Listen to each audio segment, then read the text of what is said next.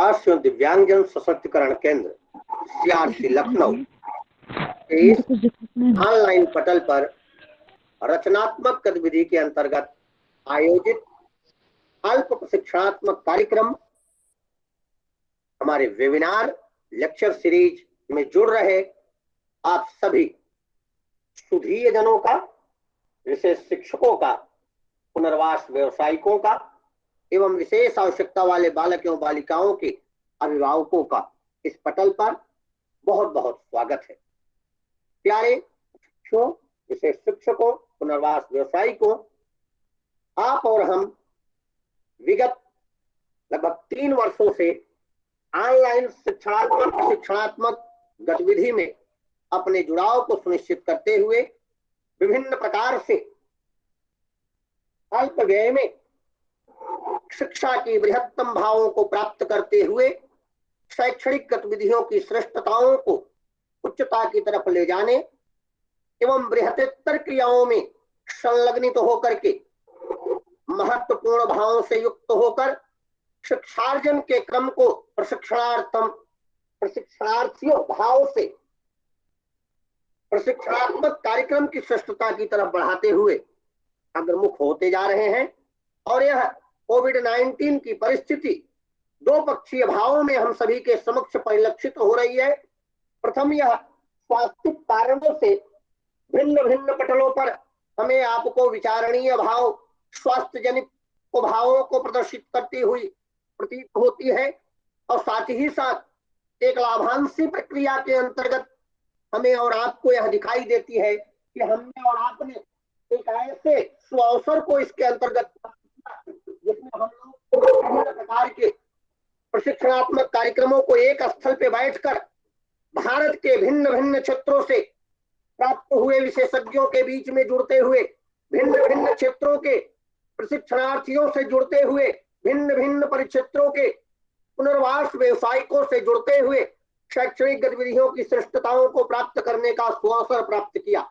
कहीं न कहीं इस ऑनलाइन शिक्षण व्यवस्था के अंतर्गत आप और हमने महत्वपूर्ण उन पक्षों को प्राप्त करने में सफलता प्राप्त की है जिन पक्षों से युक्त होने में एक बृहत्तर व्यय को और एक अत्यधिक समयावधि को खर्च करना होता था। यह सुअवसर है हमारा और आपका कि वर्तमान समय में, वर्तमान परिस्थिति में एक ऐसे मनोभावों को हम आप प्राप्त कर रहे हैं जिनके अंतर्गत भारत के प्रतिष्ठित विशेषज्ञों को सुनने, जानने और उनसे परिचित होने का सुअवसर सीआरसी लखनऊ आप सभी के बीच उपलब्ध करा रहा है। प्यारे साथियों, समेकित क्षेत्रीय कौशल विकास पुनर्वास एवं दिव्यांगजन सशक्तिकरण केंद्र सीआरसी लखनऊ, जो कि पंडित दीनदयाल उपाध्याय राष्ट्रीय शारीरिक दिव्यांगजन संस्थान नई दिल्ली, दिव्यांगजन सशक्तिकरण विभाग, सामाजिक न्याय और अधिकारिता मंत्रालय भारत सरकार के अंतर्गत एक श्रेष्ठतम रूप में ऑनलाइन और ऑफलाइन दिव्यांगजनों के हितार्थ प्रशिक्षणात्मक कार्यक्रम, ज्ञानार्जन कार्यक्रम, रचनात्मक कार्यक्रम, विशिष्ट लेक्चर सीरीज आप सभी के बीच प्रस्तुत कर रहा है। और हम अपने लक्षित उद्देश्यों की प्राप्ति हेतु निरंतर 24x7 प्रयासों को बृहत्ता प्रदान करते हुए प्रयासरत हैं।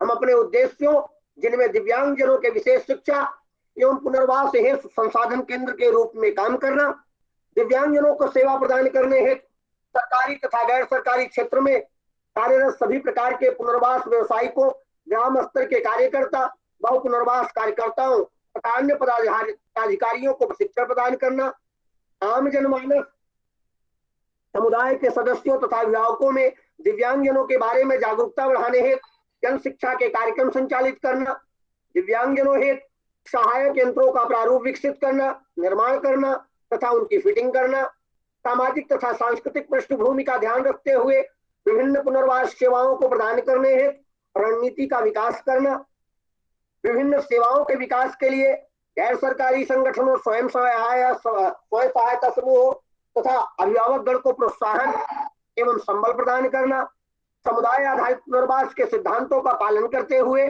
तथा ग्रामीण क्षेत्रों तक सेवाओं का विस्तार करते हुए मौजूदा चिकित्सा, शिक्षा और रोजगार से संबंधित सेवाओं के साथ संबंध स्थापित करना, समाज में रोजगार, पुनर्वास, गतिशीलता, संचार मनोरंजन एवं प्रवासन के अवसरों की वृद्धि के लिए शिक्षा एवं कौशल विकास की सेवाएं देना।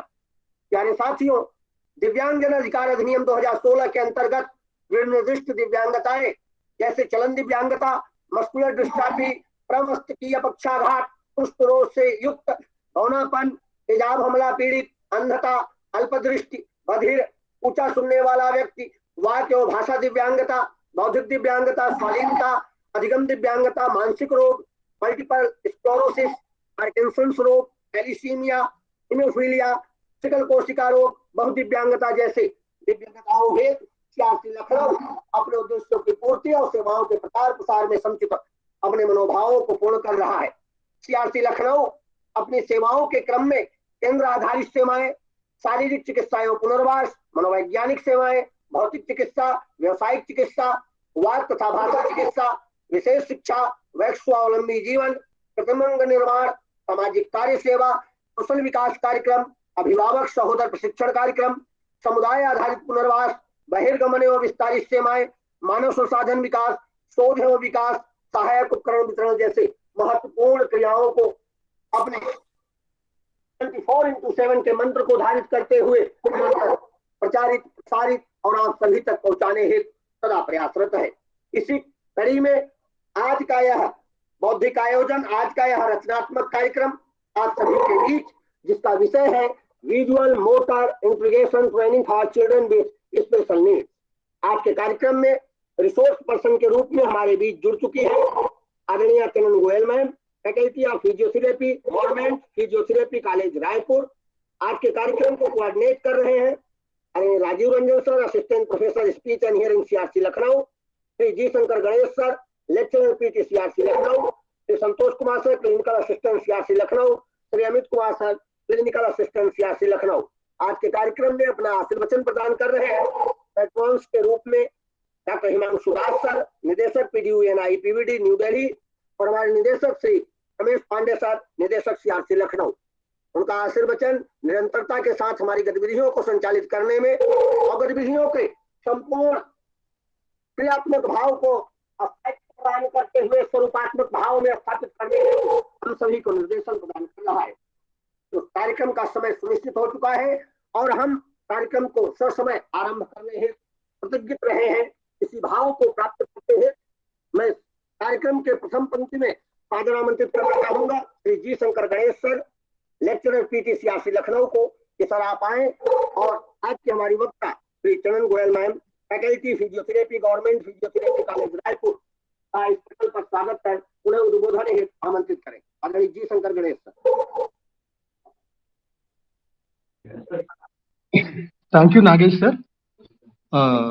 And on behalf of CRC Lucknow, I once again invite Mrs. Chanan Goyal और सभी पार्टिसिपेंट को मैं स्वागत करता हूँ। एंड आप लोग जानते होंगे कि one of the main objectives of our national institute and CRCs are to train rehabilitation professionals, और जो पेरेंट्स है और जो दिव्यांगजन है उनके बारे में उनको जागरूकता देना हमारा एक महत्वपूर्ण काम रहता रहा। और देखते हैं कि लास्ट 1.5 साल 2 साल से हम लोग कंटिन्यूस वो करते जा रहे हैं कि जागरूकता प्रोग्राम आयोजित करते जा रहे हैं। एंड आज का जो प्रोग्राम है, जो मेन प्रोग्राम है visual motor integration training, and it is one of the most important topic. और वो 2 कंपोनेंट्स का कॉम्बिनेशन है, एक विजुअल स्किल है और दूसरा है आपका मोटर स्किल। और सिंपल से देखा जाएगा, जैसे हम देखते हैं कि वीरेंद्र सहवाग जैसा बहुत बढ़िया बैट्समैन है और उनका तो कोई फुटवर्क होते नहीं है, फिर भी वो 400 रन के ऊपर मार चुका है टेस्ट क्रिकेट में और 200 रन मार दिए। और उनका मेन कंट्रोल यही रहता है, उनका हैंड आई कोऑर्डिनेशन बढ़िया रहता है। सो हैंड आई कोऑर्डिनेशन क्या होता है, जो पहले आपका आई बॉल का मूवमेंट होता है या आइस का मूवमेंट होता है, उसके साथ साथ मोटर मूवमेंट हो जाता है। कभी कभी बच्चे लोगों को क्या हो जाता है, ये विजुअल और मोटर के बीच में जो कॉम्बिनेशन नहीं रहता है, जब कॉम्बिनेशन नहीं रहते हैं तो क्या दिक्कत होता है कि बच्चे लोगों को जो बायलैटरल एक्टिविटीज हो गया, जो कोऑर्डिनेशन एक्टिविटीज हो गई, ये सब कुछ करने में दिक्कत हो जाता है। तो हम लोग इसको 2 कंपोनेंट से डिवाइड करते हैं, एक है विजुअल परसेप्शन और दूसरा है आपका विजुअल इंटीग्रेशन, विजुअल और motor integration that includes your hand eye coordination. So my hope is that और वो ना होने की वजह से क्या होता है कि बच्चे लोग को बायलैटरल एक्टिविटीज नहीं होता है।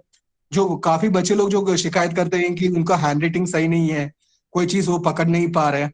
तो हम लोग यही आशा करते हैं कि जो फ्रॉम द स्पीकर दैट आज का जो टॉपिक जैसे खत्म होगा, we will have a basic understanding about what is visual perception, और जो फॉर्म क्लोजर क्या होता है, फॉर्म कंसिस्टेंसी क्या होता है, परसेप्शन क्या होता है, और विजुअल और मोटर को कैसे इंटीग्रेट कर दिया जाएगा। And I once again thank all the participants for providing your time and joining the webinar. Thank you. Nagesh sir, over to you.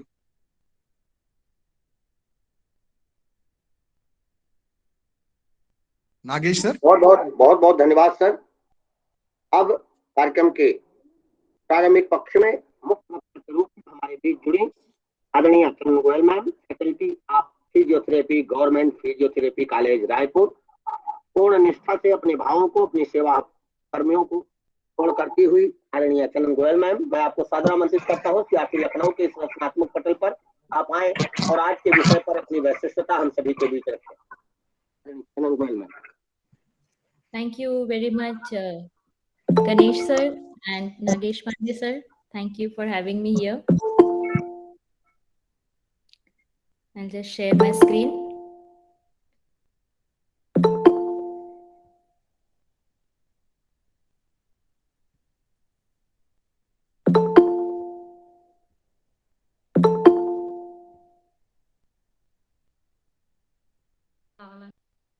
आप लोगों को स्क्रीन दिख रही है?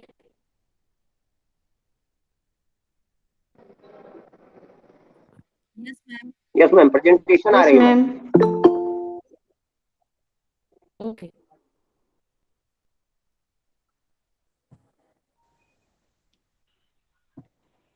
So जैसा कि सर ने बताया, आज का टॉपिक है visual motor integration training for children with special needs. बहुत ही वाइड टॉपिक है। Will try to summarize it on the main points.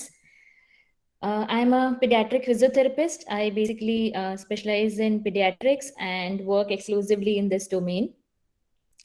First of all, I would like you all to see this video in which you can see the structure moving or revolving or rotating.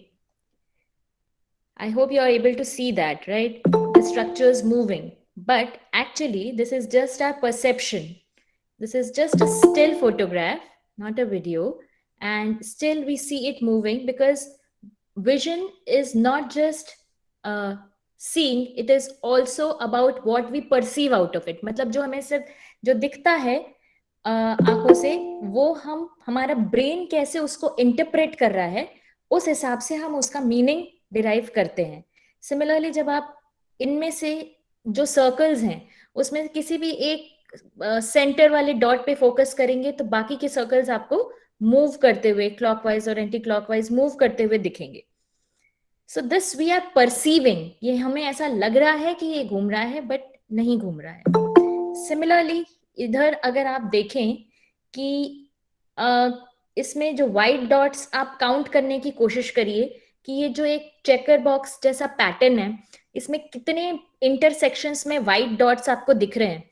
White dots आपको जहां count करने जाएंगे आपको वो move करते हुए दिखेंगे, because this is another optical illusion जो हमें परसीव हो रहा है कि वो मूव कर रहे हैं, but they are not actually moving. I am just giving these examples so that we understand that what is perception. The perception is different from sensation. So if you see this figure from your left to right, आपको एक duck दिखेगा, और अगर आप right to left देखें तो एक rabbit का face दिखेगा. So this is how we perceive. This is perception. Perception is same thing can be perceived by different people differently. ठीक है, वो उनका परसेप्शन हो सकता है. It may not be right or wrong. It is their own perception. So perception, how it is different from sensation.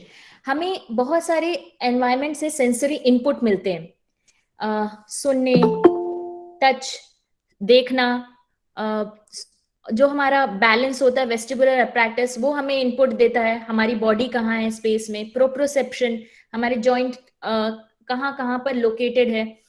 इस तरह से जितनी चीजें हमें इनपुट मिलता है, सेंसरी इनपुट, जितने सारे सेंस ऑर्गन से, including proprioceptive and vestibular inputs and those 5 special senses which we all know, ये सारे इनपुट्स मिलके हमारे माइंड में वो इंटरप्रिटेशन होता है। So perception is integration of sensory impressions into information that is meaningful, and sensation is just उसको receive करना रिसेप्टर्स के थ्रू। तो ये हो सकता है कि किसी बच्चे की आंख ठीक हो, जब उसका ऑप्थेल्मोलॉजिक एग्जामिनेशन होता है तो उसका कोई भी रिफ्रैक्टरी एरर नहीं आए, उसका लेंस भी ठीक है, उसको कोई ऐसे पावर नहीं है, वो देख पा रहा है, उसका जो ट्रांसमिशन है उसके ऑप्टिक ट्रैक्ट का वो भी सही है, रेटिना भी सही है, बट फिर भी बच्चा कुछ ना कुछ ऐसी गड़बड़ी करता है अपनी डेली एक्टिविटीज में, घर में या स्कूल में, जिसे हमें लगता है कि इसे ठीक से दिख नहीं रहा है क्या, बट जब चेक होता है उसकी आई, उसमें आता है कि visual system is all right. That means that में पॉइंट टूवर्ड्स द फैक्ट कि विजन, आंख ठीक है, लेकिन उसका जो इंटरप्रिटेशन है, परसेप्शन है, उसमें डिफिकल्टी होती है। और अगर वो डिफिकल्ट है तो हम विजुअल इनपुट के लिए जो हमें मोटर आउटपुट चाहिए वो हम सही नहीं दे पाएंगे अगर हमारा परसेप्शन सही नहीं होगा। So perception development is cognitive development in which we start interpreting sensory input including visual, and vision cannot be separated from other like senses. हम देख रहे होते हैं, सुन रहे होते हैं, फील कर रहे होते हैं, टच, ये सारी चीजें एक साथ वर्क करती हैं, but today we will focus on visual development. So vision और मोटर डेवलपमेंट बहुत ही इंटीग्रेटेड वे में बच्चे में दिखता है, और जितने अच्छे विजुअल स्टिमुलेशन होता है उतना अच्छा विजुअल सिस्टम का मैचुरेशन होता है। So it starts very early, visual response हमें दिखता है बेस्ट बच्चा, जब जो न्यूबॉर्न बच्चा है उसके लिए हमें 8 से 12 इंच दूर उसको सबसे सही दिखता है। हम क्या करते हैं, जब बहुत छोटा बच्चा होता है, जो न्यूबॉर्न होता है, उसके एकदम पास, उसके चेहरे के जस्ट पास जाके उससे बात करते हैं, बट बेटर है कि हम उससे 8 से 12 इंच दूर अगर स्टिमुलस को रखेंगे जो हम उसे दिखाना चाह रहे हैं, तो उसे बेस्ट दिखेगा उस समय। सो फर्स्ट वीक में बच्चा लाइट को रिस्पॉन्ड करता है, सेकेंड वीक में वो डायरेक्ट कर लेता है लेकिन होल्ड नहीं कर पाता पोजिशन, थर्ड वीक में कुछ कॉन्ट्रास्ट उसे दिखने लगता है, लाइक ब्लैक एंड व्हाइट का जो कॉन्ट्रास्ट होता है that the child can perceive. Fourth week में वो कुछ फॉलोइंग ब्राइट स्टिमुलाई का, when the stimulus is around 40 centimeter away from the eye, तब वो उसे ज्यादा अच्छा देख पाता है। 1 to 3 months के अंदर जो कंट्रास्ट का आइडेंटिफिकेशन है वो बच्चे को अच्छी तरह आता है, और वो आई टू आई कांटेक्ट करना शुरू करता है, ह्यूमन फेसेस को ट्रैक करता है। और 3 to 6 months में, 3 months से 4 months की एज में हम जानते हैं कि नेक कंट्रोल भी आना शुरू होता है, जो कि ग्रॉस मोटर डेवलपमेंट का एक बहुत ही मेजर माइलस्टोन है, जिसे हम देखते हैं 3 या 4 महीने के बच्चे में। तो जब उसका नेक कंट्रोल, सर्वाइकल कंट्रोल आना शुरू होता है, उसके बाद उसका विजुअल मोटर जो इंटरेक्शन है और रीचिंग आउट टुवर्ड्स टॉयज वो भी शुरू होता है। सो हमने देखा कि बच्चा जब 3 से 6 महीने का होता है तब उसे कुछ कलर दिखना शुरू होता है। इसका मतलब 3 महीने से पहले की एज में बच्चों को ब्लैक एंड व्हाइट ही सही से दिखता है, ब्लैक व्हाइट और ग्रे के शेड्स में दिखती है दुनिया। तो बेटर है हम उन्हें bold patterns with high contrast, black and white patterns contrast के दिखाएं 3 महीने से छोटे बच्चे को, तब वो ज्यादा उसके लिए विजुअली स्टिमुलेटिंग होगा वो एनवायरनमेंट। हम जो गलती करते हैं वो ये है कि हम एकदम पास जाके बच्चे को दिखाते हैं और कलरफुल ऑब्जेक्ट्स दिखाते हैं, बल्कि 3 महीने से छोटे बच्चे को कॉन्ट्रास्ट वाले कलर के, मतलब ब्लैक एंड व्हाइट जिसमें हाई कॉन्ट्रास्ट हो, वो दिखाना चाहिए, क्योंकि कलर परसेप्शन उनका 3 to 6 months में डेवलप होना शुरू होता है। तो लाइट का परसेप्शन होता है और कंट्रास्ट का परसेप्शन होता है, इसीलिए less than 3 months we should use black and white contrast, like preferential looking is also one of the you can say a clinical test in which the child looks at these graded black and white stripes. अगर वो उस तरफ देख रहा है, उसका ध्यान वहां जा रहा है, तो we can say yes, the child is visually he or she can track what is there in the environment. क्योंकि उससे छोटे बच्चे का otherwise आप स्नेलिन स्टार्ट या जेगर स्टार्ट से तो आप चेक नहीं कर सकते अल्फाबेट्स छोटे बच्चों का, तो वो प्रेफरेंशियल लुकिंग आप इस तरह से उनको ये कॉन्ट्रास्ट वाली चीजें, ब्लैक एंड व्हाइट कॉन्ट्रास्ट वाली चीजें दिखा के कर सकते हैं. 6 to 10 मंथ्स में बच्चा का 3D विजन, मतलब दोनों आईज को एक साथ यूज करके चीज कितनी दूर या कितनी पास है, उसकी डेप्थ क्या है, वो विजन डेवलप होना शुरू होता है. और 10 to 16 मंथ्स में उनका कलर्स का डिस्क्रिमिनेशन अच्छा होता है. अराउंड 2 years की एज तक बच्चा फास्ट मूवमेंट्स को भी ट्रैक कर पाता है और शेप्स और साइजेस को डिफरेंशिएट कर पाता है. 2 to 4 years is the age जब बच्चे का विजुअल मोटर कोऑर्डिनेशन अच्छा होता है. And these are the preschool years which we say, जिसमें nowadays children go to play school and nursery between this age group only. So this is a time when their visual motor coordination has quite a bit developed, but they are still developing, and they need they can accommodate their eyes according to the distance. जितनी दूर उनको देखना है, जितना पास देखना है, उसका accommodation उनके eyes में better होने लगता है. And then 4 to 6 years में इनका कोऑर्डिनेशन, विजुअल मोटर कोऑर्डिनेशन और इम्प्रोवाइज हो जाता है. तब इनका जो लिखना है, हैंड राइटिंग, वो ज्यादा अच्छी, वेल कोऑर्डिनेटेड और ऑर्गेनाइज्ड होती है. So they develop spatial perception also. इस तरह से जो हमने अभी देखा उसका ये समरी हम कह सकते हैं कि न्यूबॉर्न को ग्रे ब्लैक व्हाइट की तरह दिखता है एंड इट्स क्वाइट हेजी, उनको ब्राइट लाइट्स दिखते हैं. फिर 4 months की एज में थोड़ा कलर दिखना शुरू होता है और एक पर्टिकुलर डिस्टेंस पे जो रहेगा वो ही क्लियर दिखेगा, दूर या ज्यादा पास या ज्यादा दूर उन्हें क्लियर नहीं दिखेगा.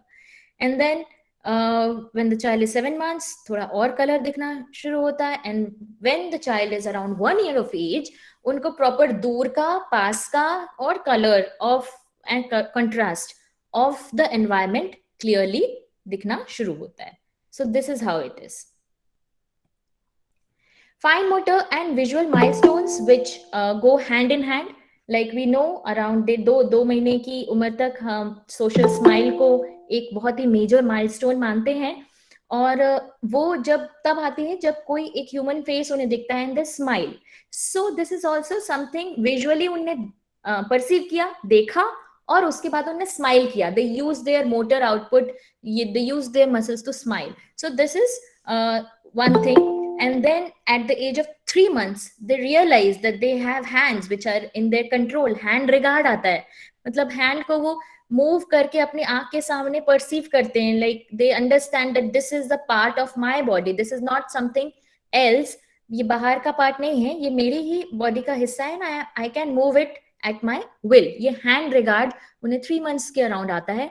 एंड 6 months में palmar grasp वो पूरे palm से पकड़ते हैं और फिर hand to hand दोनों हाथ में objects transfer कर पाते हैं. 6 months की एज में उनका पिंसर, immature पिंसर आता है. और stranger anxiety is important. वो familiar और unfamiliar faces को identify करना शुरू करते हैं, और जो unfamiliar faces हैं उनसे उनको एंजाइटी होती है जो उनके जेस्चर्स में और उनकी बॉडी लैंग्वेज में दिख सकती है. So this is another thing that is to be noticed. And by 1 year of age the pincer gets matured, मतलब वो छोटी चीजें, बारीक चीजें भी अपने हाथ से थंब और finger, index finger, middle finger को यूज करते हुए वो विजुअल मोटर कोऑर्डिनेशन जो है वो इम्प्रूव धीरे धीरे होता है. एंड 1.5 साल की उम्र तक वो स्पून को यूज करना, 2 years की उम्र तक क्यूब्स का ट्रावर बिल्ड करना, ये सारी चीजें सीखते हैं. So visual motor integration is nothing but it is coordination of visual perception and motor function. जो हम देख रहे हैं और देख के परसीव हो रहा है हमारे माइंड में, उसके अकॉर्डिंग बाकी सेंसेस को भी इंटीग्रेट करके हम मोटर आउटपुट जो देते हैं, और ये पूरा जो कोऑर्डिनेशन होता है, that is visual motor integration. So it is not just about the eye, it is about the brain also.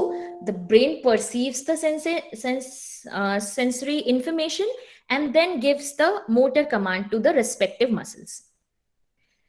अगर विजुअल परसेप्चुअल इंपेयरमेंट होगा तो विजुअल मोटर जो स्किल्स हैं वो लर्न करने में डिफिकल्टी होगी. पहला तो अगर विजन में ही प्रॉब्लम है तो हो सकता है, या बीच में विजुअल परसेप्शन में प्रॉब्लम है तो इस स्किल अचीव करने में डिफिकल्टी होती है, या मोटर प्रॉब्लम है तो भी हो सकती है. तो हम इसके बीच की जो विजुअल परसेप्चुअल इशू है, जो कि बहुत इजीली जज नहीं हो पाती है, क्योंकि आंखों में अगर डिफिकल्टी है तो वो आप ऑप्थेल्मिक स्क्रीनिंग से इजीली दिख जाता है. अगर मोटर एग्जामिनेशन में आपको वीकनेस या कोई और परेशानी दिख रही है तो वो भी हम कैच कर सकते हैं, द रीजन बिहाइंड इट.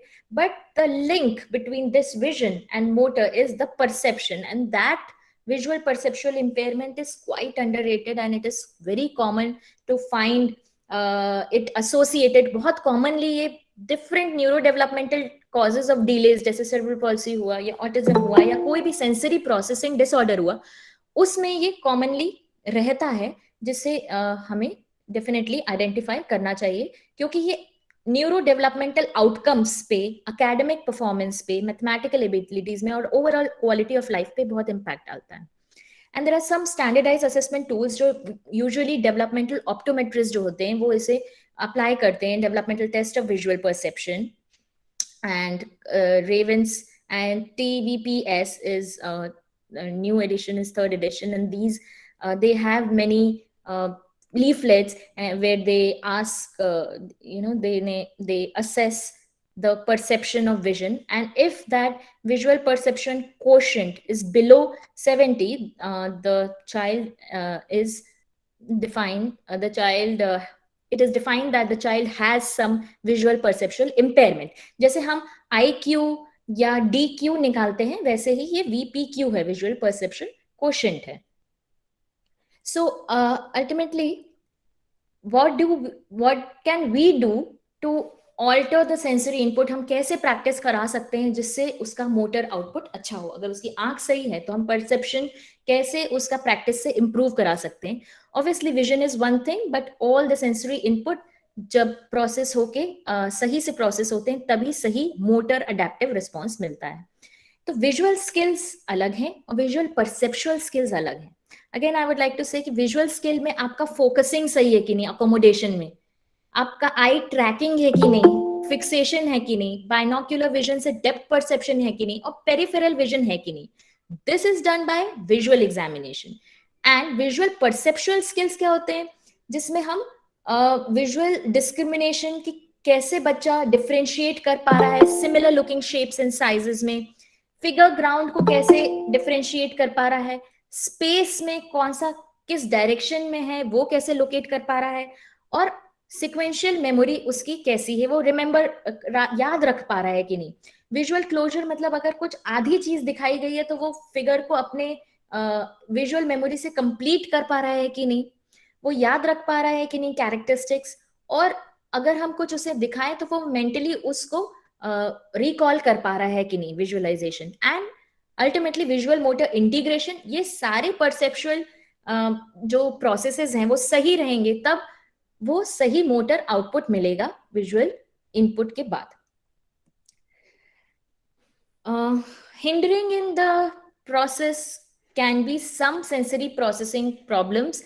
कुछ बच्चों में हमें विजुअल अवॉइडिंग बिहेवियर दिख सकता है, जैसे बच्चा कोई भी विजुअल हाई स्टिमुलेशन मिले उसे तो वो लाइट को कवर कर ले, या ब्राइट लाइट्स को अवॉइड करे, या वो डायरेक्ट आई कांटेक्ट ना करे, आईज को रब करे, या वो विजुअल इनपुट सीक कर सकता है, वो अपने हाथ के को आंख के सामने ला के मूव करे, ब्राइट लाइट्स को वो देखे और व्हील्स को वो घुमाता रहे, उसको मूव करता रहे, स्पिनिंग ऑब्जेक्ट्स को देखता रहे.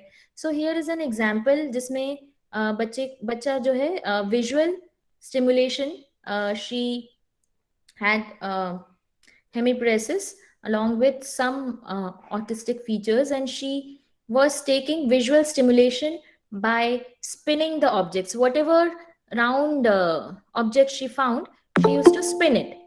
And she is again using her motor skills to get that visual stimulation. So it is other way around also.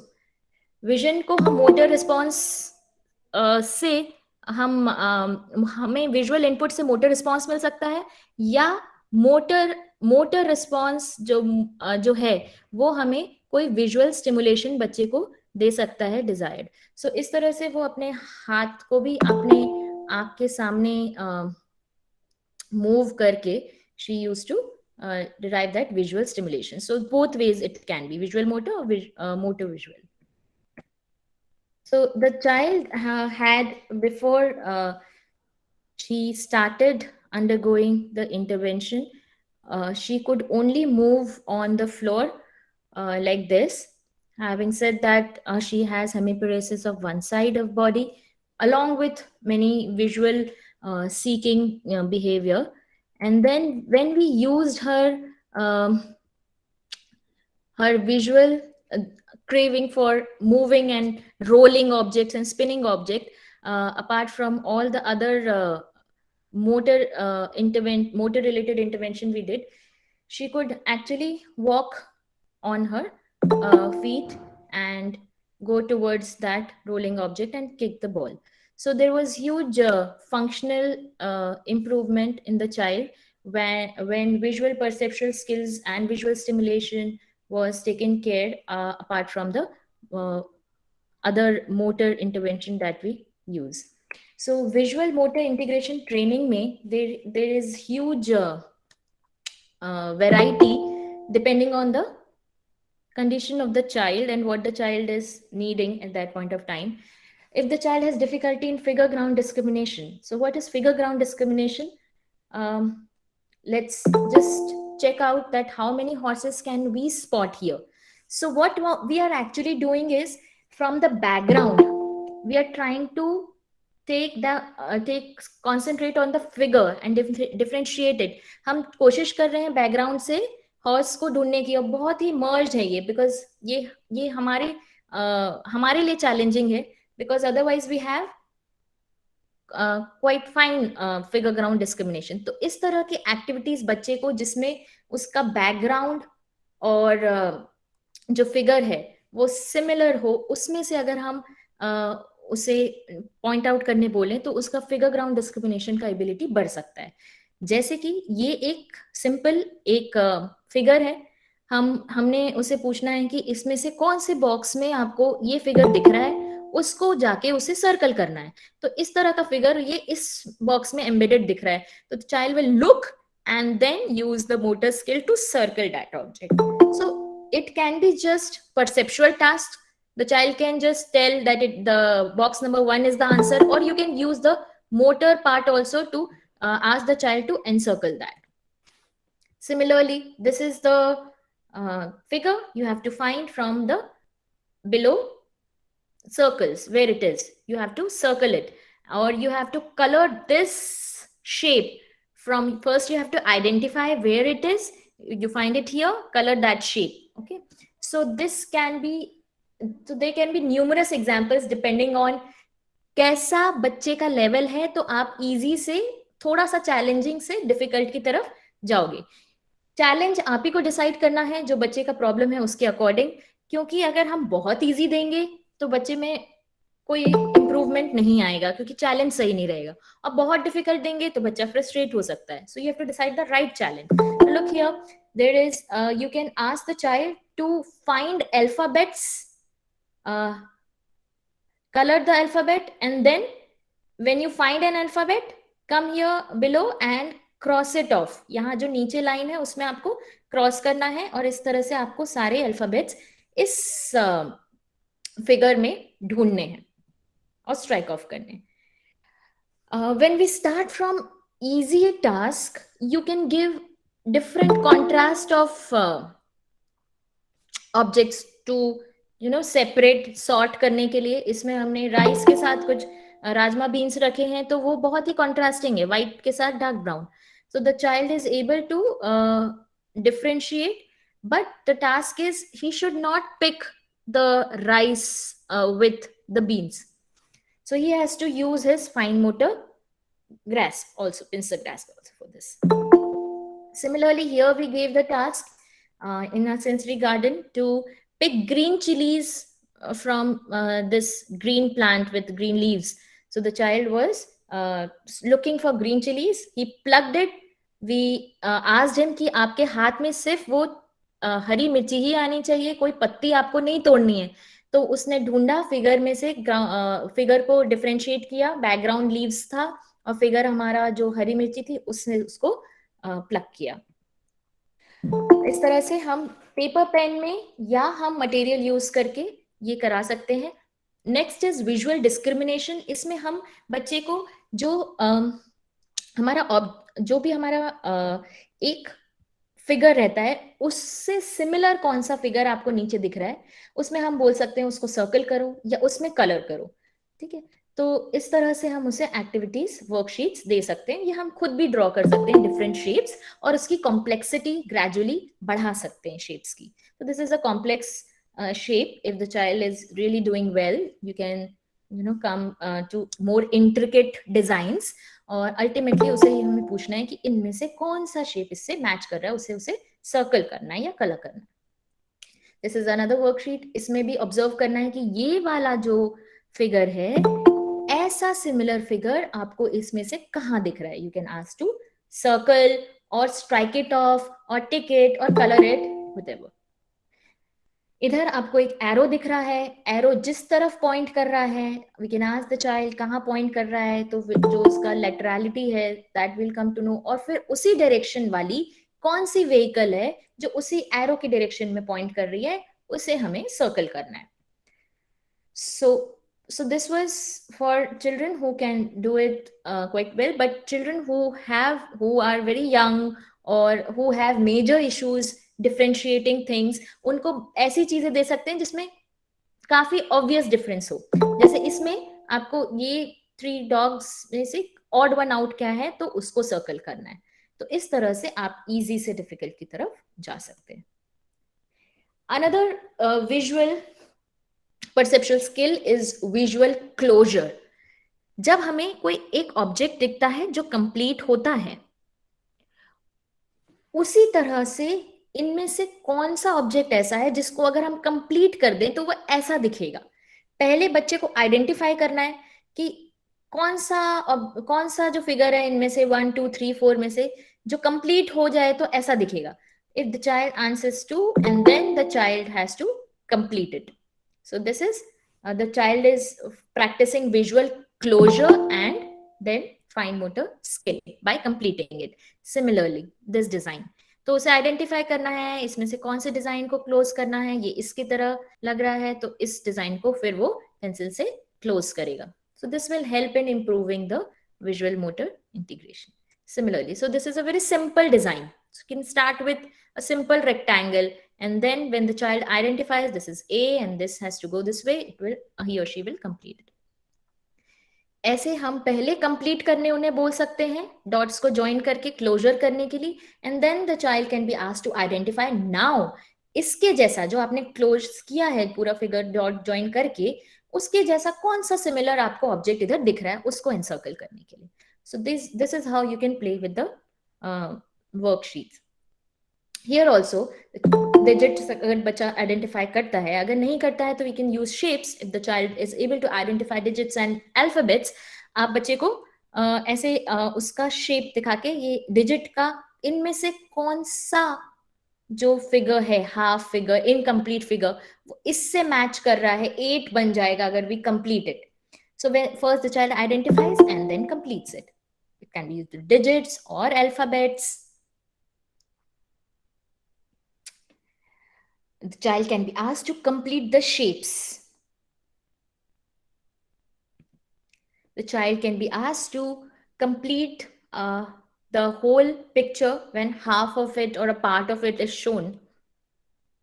The child can be given such different characters which are not completed, and you can give the child this activity to just put the missing parts look at this picture and put the missing parts here.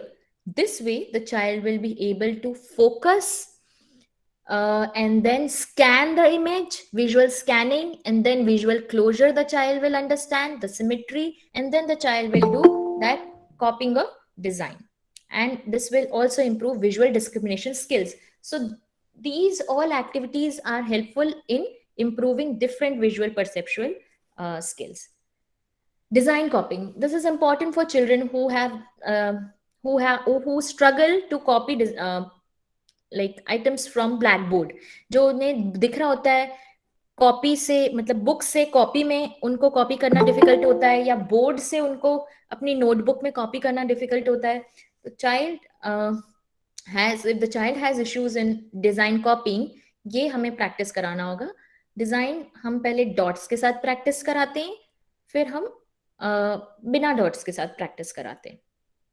And that we should take care that firstly you should give margins, and the margins should not be touched by the child. तो हम उसे box के अंदर रहना है और similar वो बनाना है, उसका प्रैक्टिस कराते हैं. Figure. This we all know we can do the way it is taught to preschool children. First, trace the shape with the dots and then draw the shape. What else we can do is, जब वो trace कर लेगा एक बार, and then you can with your hand hide these shapes and ask the child to draw the same shape here.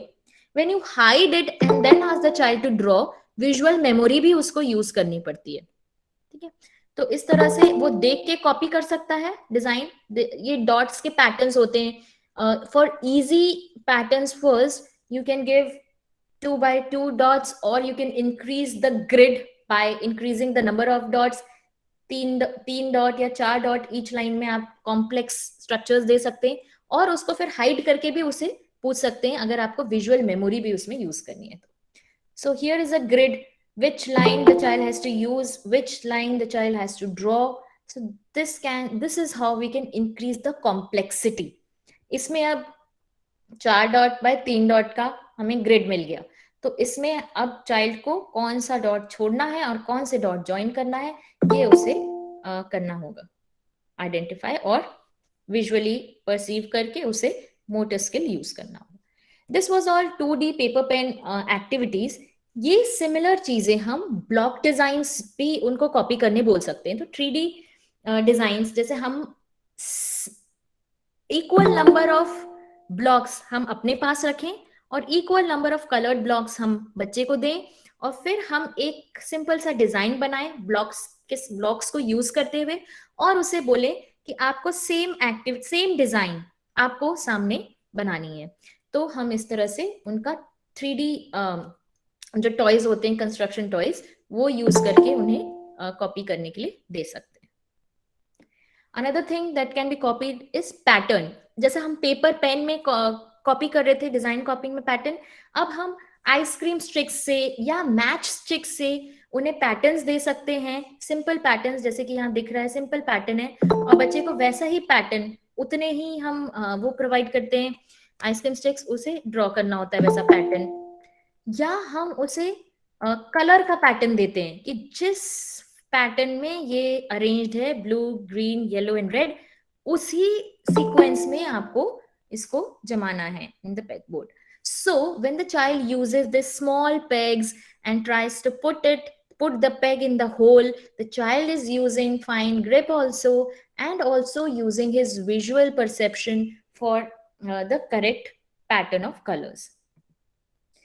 Next is visual scanning. Visual scanning is, you can ask the child to, in this worksheet, to just connect capital A with small a, and then go to capital B, and then connect with small b. This way, the child has to scan the page for the alphabet and also connect those alphabets with pencil lines. So this can be done as visual scanning task. Another thing, you can ask the child to find as many small bees as possible and circle those bees, and ultimately put the answer, how many bees did you find it here. So this will help the child to scan the whole page. visual scanning along with writing. Similarly, this can be done with different figures. The child has to scan similar birds, the number of similar birds, and put the answer here. Here, the child has to take some like pencil and follow, इसके ऊपर pencil चलाते हुए child को पूरा scan करते हुए सही रास्ते तक से ये पूरा मेज पे जाते हुए अल्टीमेटली वो फिश तक पहुंचना है और उस फिश को सेम कलर का कलर करना है. जिस पे जो ये ब्लू फिश से जो लाइन स्टार्ट हुई है वो जिस फिश पे एंड करेगी उस फिश पे वही कलर का आपको कलर करना है. So this will also help the child in visual and motor integration. Next is spatial relation. इधर हमने देखा था जो ये कलरफुल ब्लॉक्स पेग्स हैं, स्मॉल पेग्स, उसमें वो पैटर्न हम उसे कॉपी करा रहे हैं. अभी व्हाट वी सी इज ये हमने ब्लैक एंड व्हाइट 4 पेग लगाए हैं, small pegs, and then we ask the child to put the pegs in similar pattern. That means उसका इधर upper right upper left side में व्हाइट लगाना है, बाकी 3 में ब्लैक लगाना है. तो the child should understand that spatial relation, right, left, up, down, that the child should understand, and also use his fine grip to put like tiny pegs into the holes correctly. So this will help the child to understand the spatial relations.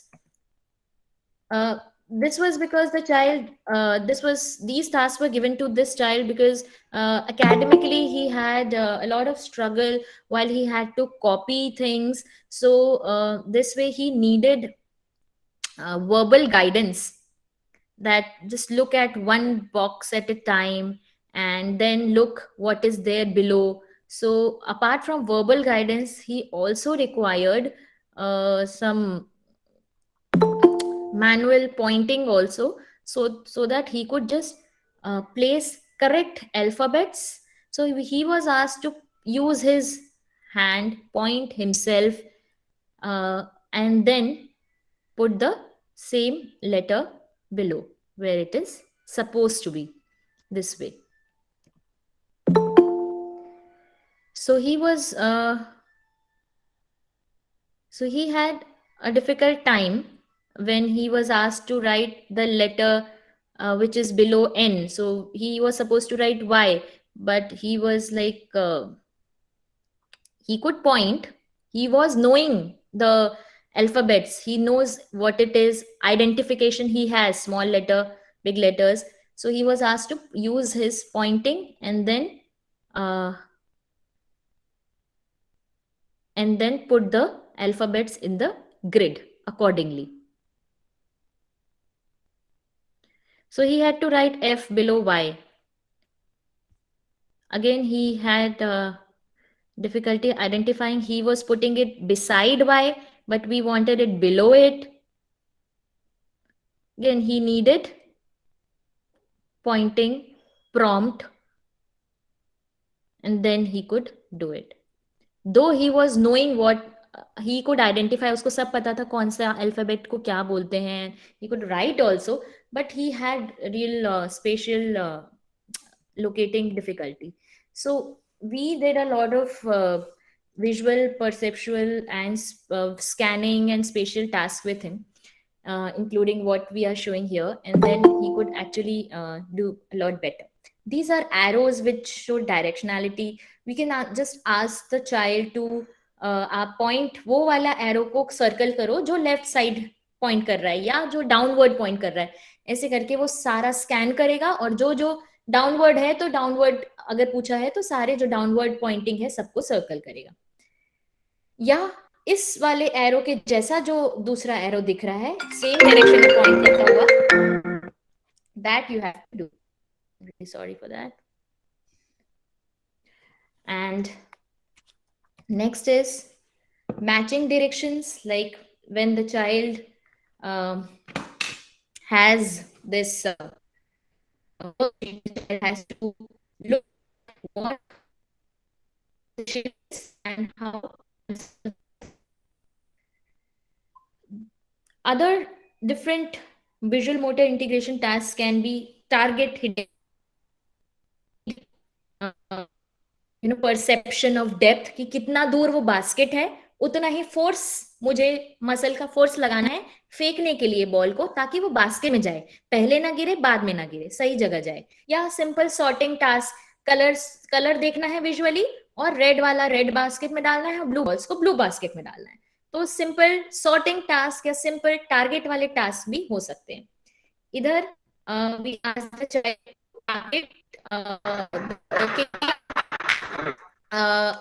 in that goal. So he had to use his eyes to actually the ball has to be. We can use this as a maze activity कि आपको बिना वो line को touch किए ball को मेज से बाहर निकालना है, या आपको ये बॉल को अपनी इस होल के अंदर पुट करना है। सो कितना फोर्स लगाना है, वो फोर्स का जो ग्रेडेशन है कि सही अमाउंट ऑफ फोर्स लगना चाहिए, that the child will practice ऐसे गेम्स के साथ। इस तरह से target hitting in different positions. You can also use blowing games. ये मेज में हम पेपर बॉल्स को या वूल पॉम्पॉम्स को ब्लो कर करके पुश करा सकते हैं और मेज से उसको बाहर निकालना है। This will give your respiratory muscles will also be used while blowing, and the child will also use the eyes so that the pom pom or the paper ball doesn't go out of the track. उसके अंदर उसको फूक फूक के उसको मेज से बाहर निकालना है। तो visual motor practice. Again the child has to see कि कौन सा नंबर का कार के ऊपर नंबरिंग है और पार्किंग स्पेस में नंबरिंग है, तो सही जगह पर सही नंबर का कार को प्लेस करना है, मैच करना है, और उसकी बाउंड्री टच नहीं होनी चाहिए। This is another example. Here the child was asked to move the pencil within the zigzag track, and he should not touch the border of the track. So these were visual motor integration activities. This is another thing, visual motor integration, जो पहले हम अगर कोई activity दे रहे हैं तो easier रखना है, इसलिए हमने बड़ा बटन यूज किया। Buttoning was one of the goals which he had to learn. उसको बटन खुद से लगाना डिफिकल्ट था पहले, तो पहले हमने बड़े बटन को बड़े होल में डालना प्रैक्टिस कराया, और फिर उसने छोटे बटन को धीरे से, जब उसको बड़ा बटन लगाना आया तो फिर छोटे बटन को छोटे होल को लोकेट करके उसमें डालना सिखाया, और शर्ट बाहर थी, और फिर अल्टीमेटली जब वो करने लगा तो बाद में फिर उसे पहनी हुई शर्ट में छोटे बटन को लगाना उसने सीखा। सो ये सारे स्टेप्स थे पहले से बाद में जो उसने सीखे। फिर हमने बीड्स को स्ट्रिंग में डलवाया, जो बड़े छेद वाले जो बीड्स हैं उसको।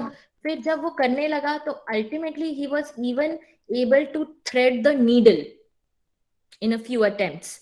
इतना उसका focus and concentration was good, and lately he could actually make a necklace for his mom after he could put the beads through this needle into a thread. उसने स्टार्ट किया था बड़े बीड्स के साथ, और वो छोटे मोती भी फिर सुई में पिरो के धागे के साथ उसने एक नेकलेस बना लिया था।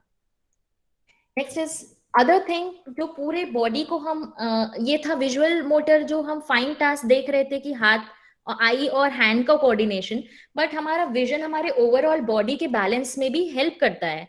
तो हम डिफरेंट ऑब्स्टिकल कोर्स ऐसे रख सकते हैं जिसमें बैलेंस को मेंटेन करना चैलेंज हो, क्योंकि visual system, vestibular system, प्रोप्रोसेप्टिव system तीनों बैलेंस मेंटेन करने में बहुत ही क्रूशियल हैं।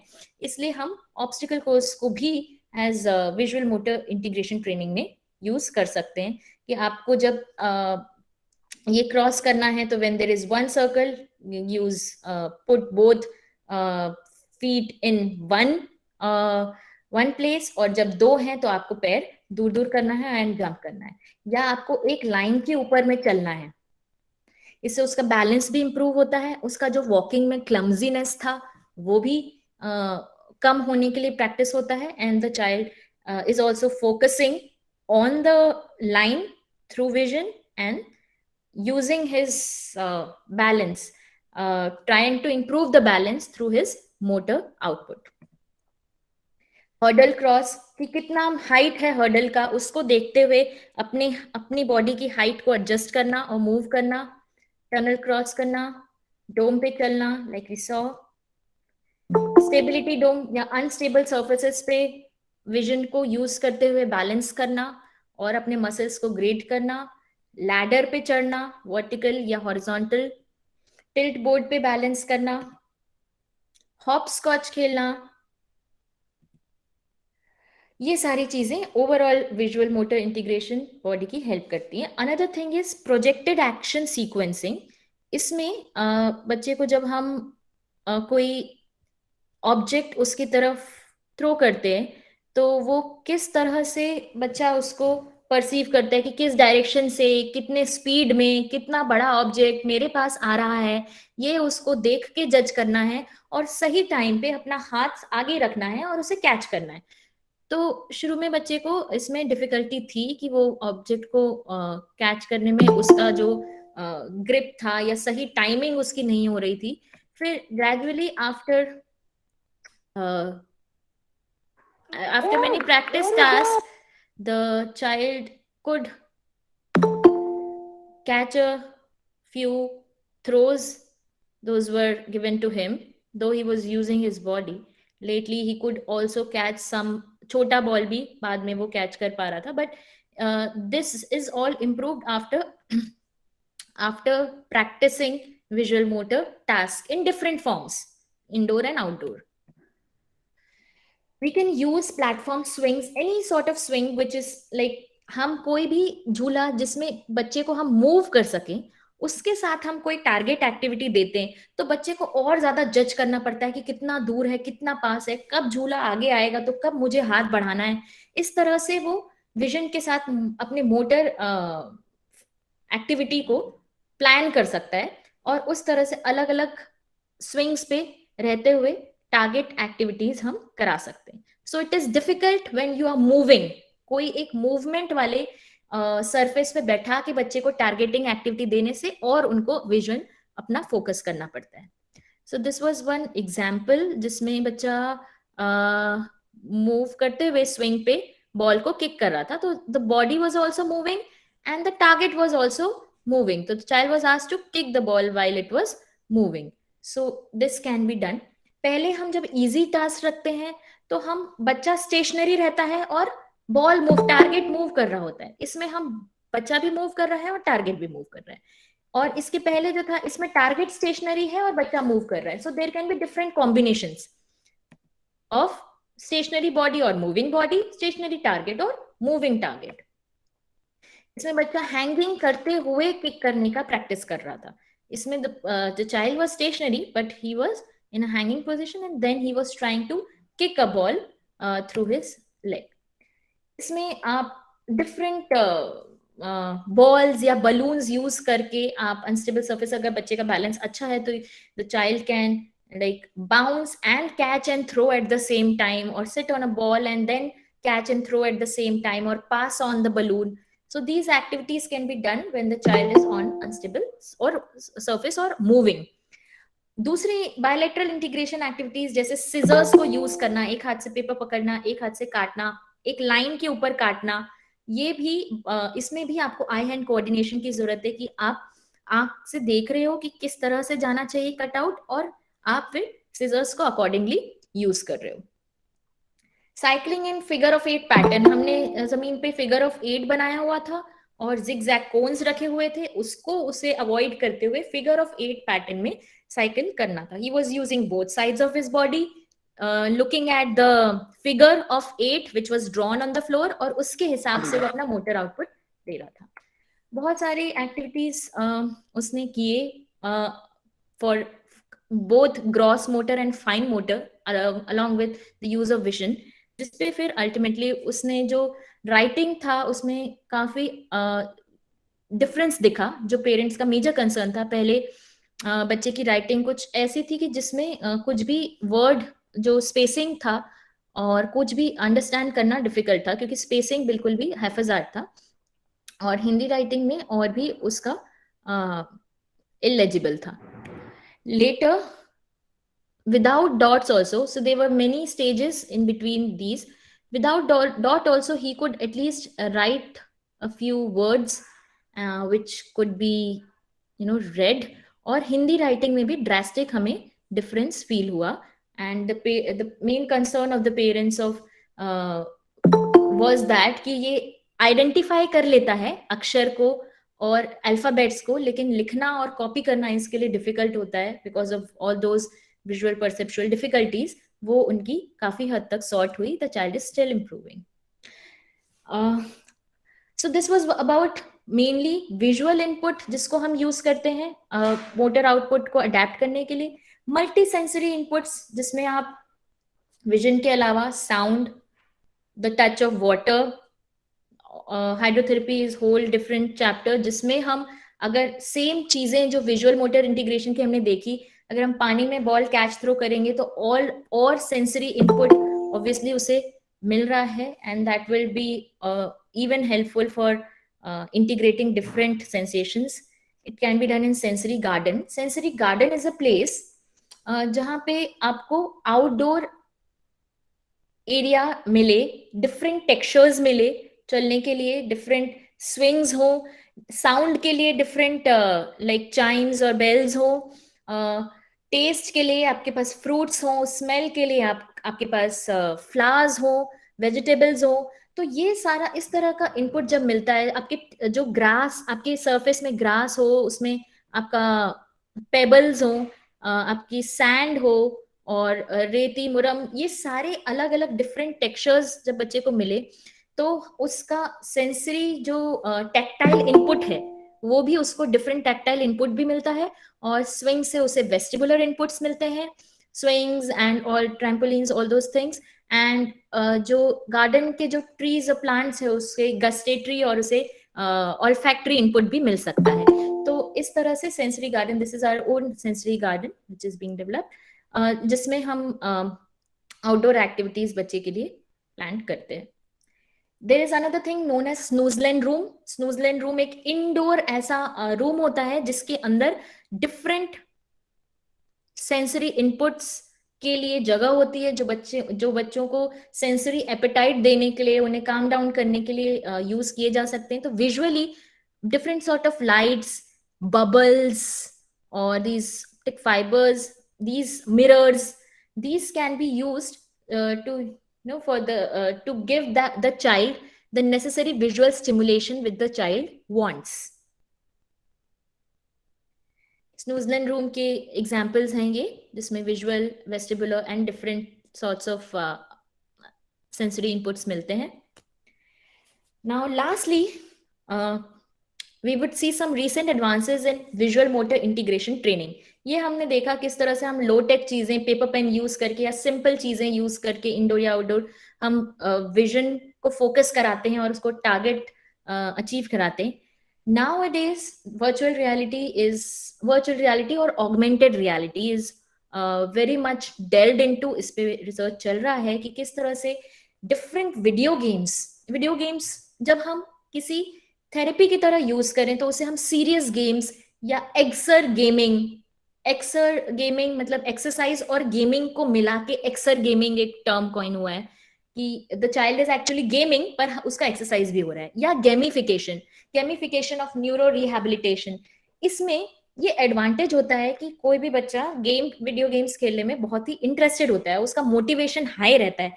उस हाई मोटिवेशन को हम यूज करते हैं उसके मोटर आउटपुट को बढ़ाने के लिए. अगर बच्चा सिंपल खाली टीवी देख रहा है तो उसको सिर्फ इनपुट मिल रहा है टीवी से, लेकिन वो कुछ भी उसमें इंटरेक्ट नहीं कर रहा है, या सिर्फ वो फोन में कोई वीडियो देख रहा है या टीवी पे कुछ देख रहा है. बट अगर वो उससे इंटरैक्ट कर रहा है, वर्चुअल एनवायरनमेंट से वो इंटरैक्ट कर रहा है, तो उसका जो उसे जो विजुअल ऑडिटरी फीडबैक मिल रहा है उसके थ्रू वो मोटर आउटपुट भी दे सकता है.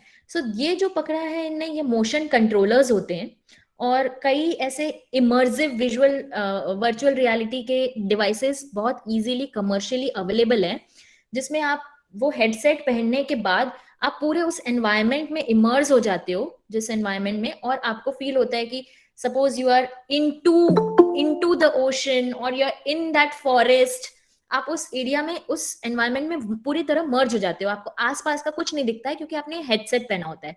और ये जो ग्लव्स आपको दिख रहे हैं, these are known as haptic gloves, जिसमें आपको टैक्टाइल फीडबैक भी मिलता है। When in virtual environment you touch something, you will feel it, you can feel the vibration and feedback through these haptic gloves, or even with these motion controllers, इसमें भी कुछ vibration या tactile feedback आता है। तो that way there can be many games from simple like Fruit Ninja, which most of us have played, while this is different, while you are totally immersed into that environment। या driving games simulations बहुत common है, जिसमें हाथ का जो है अवतार रहता है और द पर्सन मूव कर रहा होता है, उसे फील होता है कि ही और she is driving the car. और जब हम बच्चों के साथ हमने ये ट्राई करके देखा, तो they were really very happy with it. They actually used their thumb, which they didn't use in usual regular therapy। हम उनका motivation to abduct and oppose the thumb, especially in children with hemiplegic cerebral palsy or children with even diplegia who have difficulty in abducting and thumb and using their hand, उन्होंने जब ये game खेला, and they were very happy to use their thumb while directing the car। And also this simple commercially available video game also had this remote control with haptic feedback। मतलब उसमें जब car कहीं जाके crash होती थी तो हाथ में वाइब्रेशन आता था, तो the child could finally tune that haptic tune that their motor output while feeling the vibration in the remote control and using their thumb bilaterally। Similarly here, so every child was very excited and motivated। This was very engaging, entertaining and appealing thing। बहुत उनको मजा भी आया, और उनने thumb को दोनों Thums को अपने along with their obviously different fingers, they coordinated quite well, more than what we could expect of them। So this is actually a thing that can be investigated further। इसके अलावा interactive floors होते हैं, जिसमें आप suppose ये fish के ऊपर stamp करोगे तो फिश वहां से डर के भाग जाएगी, या आप कोई बबल के ऊपर पैर रखोगे तो वो बबल बर्स्ट हो जाएगा, या ये वर्चुअल ये ऊपर से ओवरहेड प्रोजेक्टर से फ्लोर के ऊपर वो आता है, प्रोजेक्ट होता है, और ये जो बॉल है, ये बच्चा यहाँ से किक करता है तो बॉल वहां जाके गोल पे जाती है। तो इस तरह के डिफरेंट इंटरेक्टिव फ्लोर्स के भी अब जो है वो टेक्नोलॉजी अवेलेबल है। Finally, I would like to conclude saying that the true sign of intelligence is not knowledge but imagination। So we need to use our imagination for making our children learn by using their strengths। Thank you so much for listening patiently। Now if we have any questions we can just take it। बहुत बहुत धन्यवाद ma'am. निश्चित ही आज आपके द्वारा विषय की वैशिष्टता को व्यक्त करते हुए उन सभी पक्षों का यहाँ पर पूर्ण मनोयोग से वर्णन किया गया, जिन पक्षों को लेकर, जिन बिंदुओं को समाहित करके या जिन विषयक बिंदुओं को विशेष रूप से चयनित करते हुए हम विषय की विशेषज्ञता को रखने हेतु अपने चयनित पीपीटी या सूक्ष्मतम विषय सामग्री के रूप में प्रस्तुति को बनाते हैं, रखते हैं, उस हेतु सभी साफल्य प्रयास आपने प्रस्तुत किए। आपको बहुत बहुत धन्यवाद मैम कि विषय की विशेषज्ञता को और विशिष्टता को आज आपने बड़े ही श्रेष्ठतम भाव से, वैशिष्ट भाव से हम सभी के बीच में रखा। बहुत बहुत पुनः धन्यवाद मैम।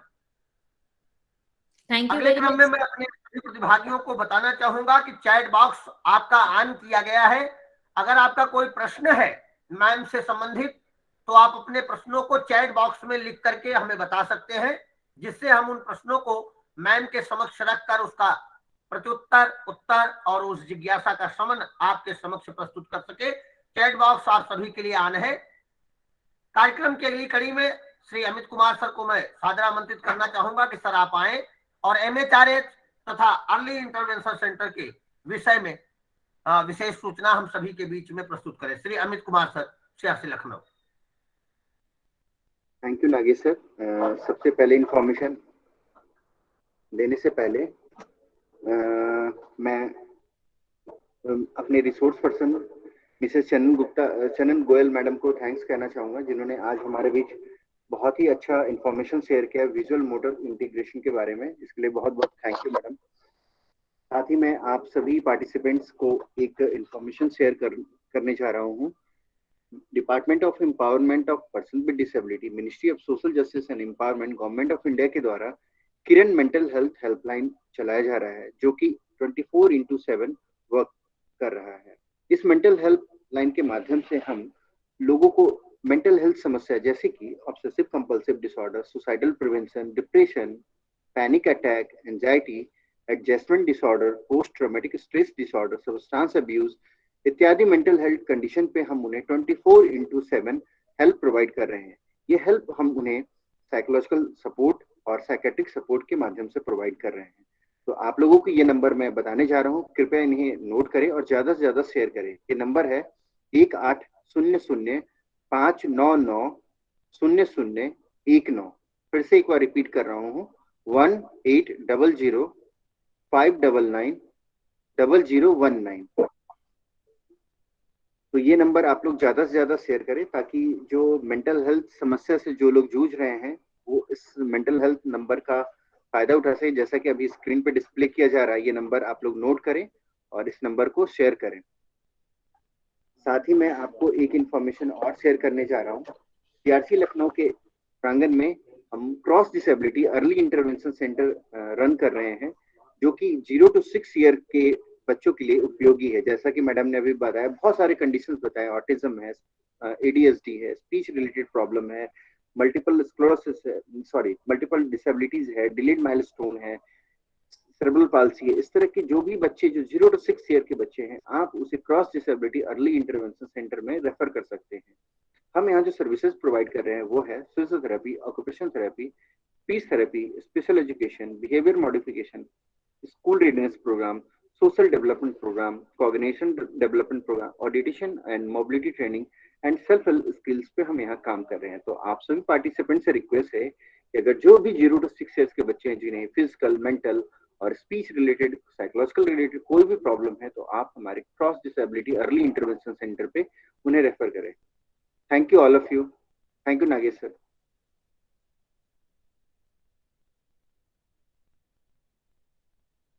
बहुत बहुत धन्यवाद सर।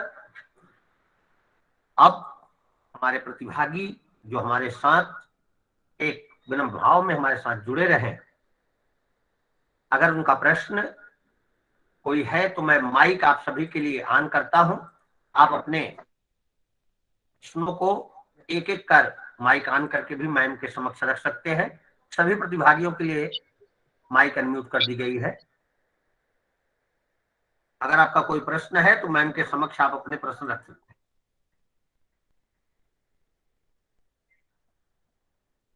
किसी प्रतिभागी का अगर कोई प्रश्न है तो मैम के समक्ष रखें।